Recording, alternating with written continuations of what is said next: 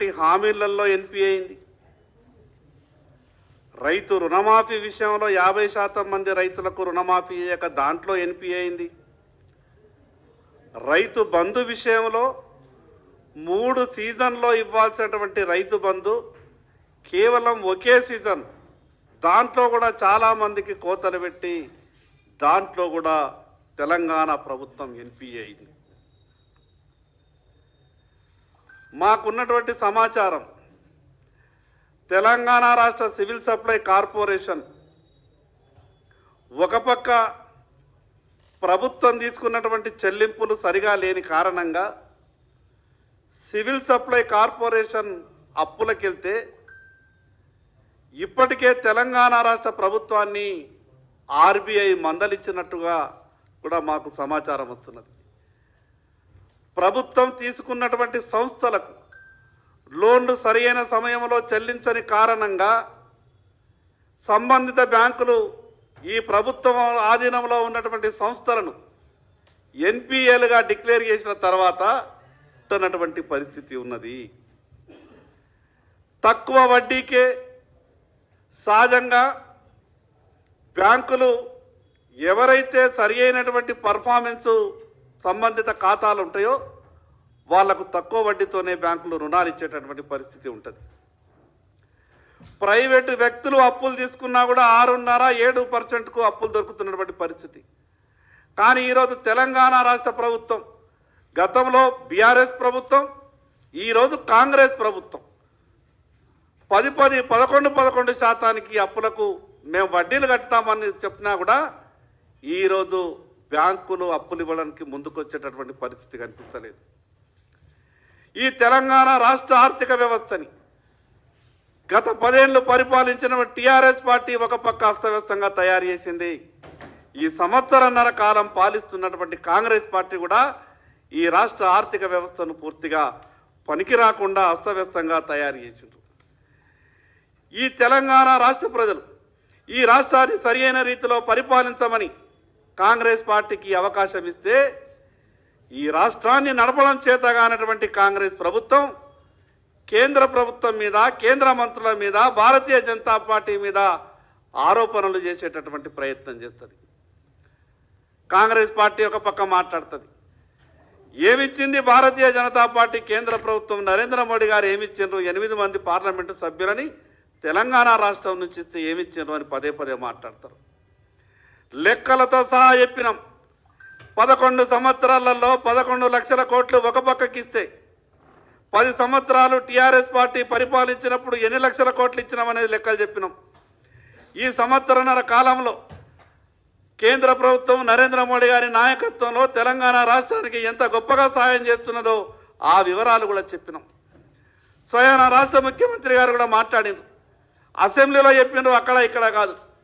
కేంద్ర ప్రభుత్వంతోనే మేము అన్ని విషయాలలో మేము ఇన్వాల్వ్ కావాలనుకుంటున్నాం. ప్రతి ఒక్క స్కీమ్లో రాష్ట్ర ప్రభుత్వం భాగస్వామ్యం కావాలనుకుంటున్నాం.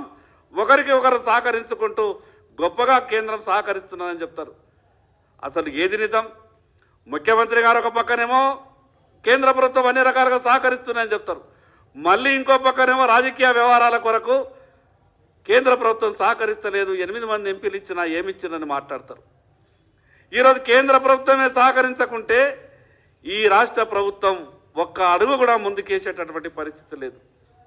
నెల జీతాలు ఇచ్చేటటువంటి పరిస్థితులు కూడా లేదు.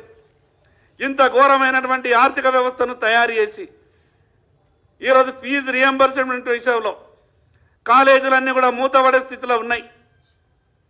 కాంట్రాక్టర్లకు మాత్రమే పేమెంట్లు అవుతున్నాయి. సంక్షేమ పథకాల విషయంలో ఈరోజు ఆరోగ్యశ్రీ కావచ్చు, ఆసుపత్రుల దగ్గరికి వెళ్తే ఆరోగ్యశ్రీ పేషెంట్లని ఆసుపత్రులు పట్టించుకునేటటువంటి పరిస్థితి లేదు. కాలేజీలలో ఈరోజు సర్టిఫికేట్లు ఇచ్చేటటువంటి పరిస్థితి లేదు. ఫీజు రీఎంబర్స్మెంట్ ఇయ్యని కారణంగా ₹1,00,000 గ్రామ పంచాయతీలలో ఈరోజు జిల్లా హెడ్ క్వార్టర్లలో కనీసం గుంతలు ఊడ్చేటటువంటి పరిస్థితుల్లో కూడా తెలంగాణ రాష్ట్రం లేదు. ఇప్పటికే కాళేశ్వరం తీసుకున్నటువంటి అప్పుల మీద ఆర్ఈసీ ఇప్పటికే ఎన్పీఏ డిక్లేర్ చేసింది. ఈ ప్రభుత్వ ఆధీనంలో ఉన్నటువంటి ఒక్కొక్క సంస్థలు ఈ రకంగా బ్యాంకులు ఎన్పీఏ డిక్లేర్ చేస్తా పోతే రేపు రాబో రోజులలో తెలంగాణ రాష్ట్రానికి ఎక్కడ కూడా అప్పులు పుట్టేటటువంటి పరిస్థితి లేదు. టీఆర్ఎస్ కాంగ్రెస్ రెండు పార్టీలు కూడా ఈ తెలంగాణ రాష్ట్రం మీద లక్షల కోట్ల రూపాయల అప్పుల భారం మోపి ఈరోజు కాంగ్రెస్ పార్టీ మళ్ళీ ఇంకా గొప్పలు చెప్పేటటువంటి ప్రయత్నం చేస్తుంది. తెలంగాణ రాష్ట్రం ఏర్పడ్డ తర్వాత ఈ భారతదేశంలోనే అభివృద్ధి చెందినటువంటి రాష్ట్రంగా అన్ని రకాలుగా అవకాశాలు ఉంటాయని ఈరోజు ఉద్యమాలు చేసుకొని తెలంగాణ రాష్ట్రాన్ని మనమంతా కూడా సాధించుకుంటే టీఆర్ఎస్ కాంగ్రెస్ రెండు పార్టీలు కలిసి ఎక్కడికో గొప్ప అభివృద్ధి చూడాల్సినటువంటి ఈ తెలంగాణ రాష్ట్రాన్ని అప్పుల పాలు చేసి ఈరోజు కేంద్ర ప్రభుత్వం మీద భారతీయ జనతా పార్టీ మీద అనవసరమైనటువంటి నిందలు మోపేటటువంటి ప్రయత్నం చేస్తున్నారు.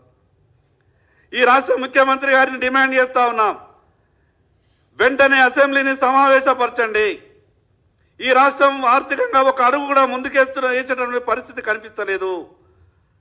ఈరోజు హాస్టళ్లలో గుడ్లు పాలు లేనటువంటి పరిస్థితి వచ్చింది. ఏ ఒక్క కాంట్రాక్టర్ కూడా 10 రూపాయలు బిల్లులు చెల్లించేటటువంటి పరిస్థితి లేదు. గుడ్లు పాలు సప్లై చేసిన వాళ్ళకు బడబడ కాంట్రాక్టర్లకు వేల కోట్ల రూపాయలు మాత్రం చెల్లించారు.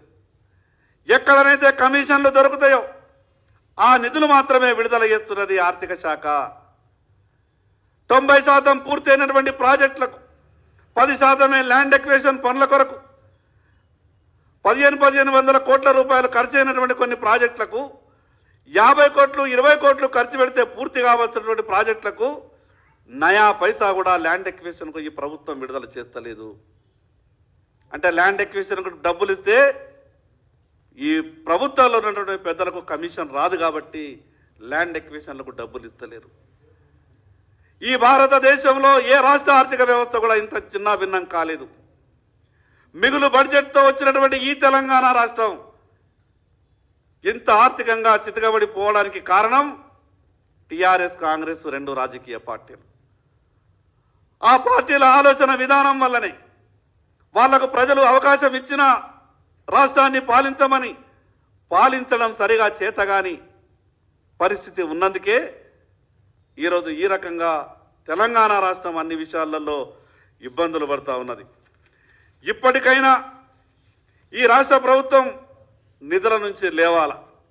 కానీ దురదృష్టం ఏంటంటే కాంగ్రెస్ పార్టీకి ముందే అర్థమైపోయింది, భవిష్యత్తు ఎట్లా లేదు కాబట్టి ఈ తెలంగాణ రాష్ట్రంలో భవిష్యత్తులో కాంగ్రెస్ పార్టీ గెలిచే అవకాశాలే లేవు కాబట్టి ఉన్నన్ని రోజులే ఈ ప్రభుత్వంలో ఏదైనా ఉంటే దాచుకోవాలా ఆ రకమైనటువంటి ఆలోచనతోనే ఈ ప్రభుత్వం ముందుకు పోతున్నది.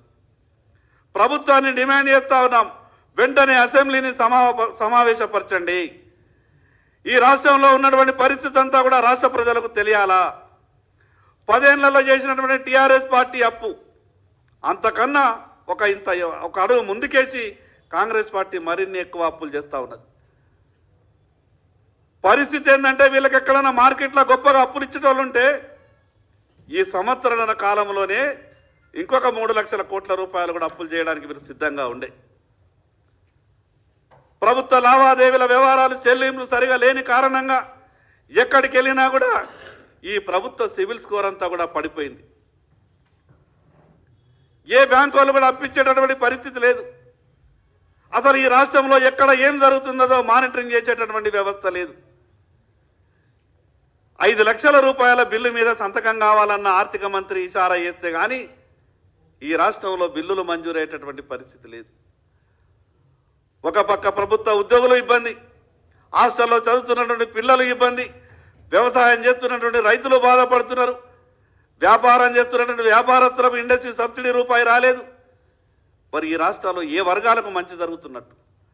అందుకే ఈ ప్రభుత్వాన్ని డిమాండ్ చేస్తా ఉన్నాం, వెంటనే అసెంబ్లీ సమావేశాలు ఏర్పాటు చేసి ఈ రాష్ట్ర ఆర్థిక పరిస్థితి మీద చర్చ పెట్టాల్సిందిగా ఈ రాష్ట్ర ప్రభుత్వాన్ని డిమాండ్ చేస్తా ఉన్నాం.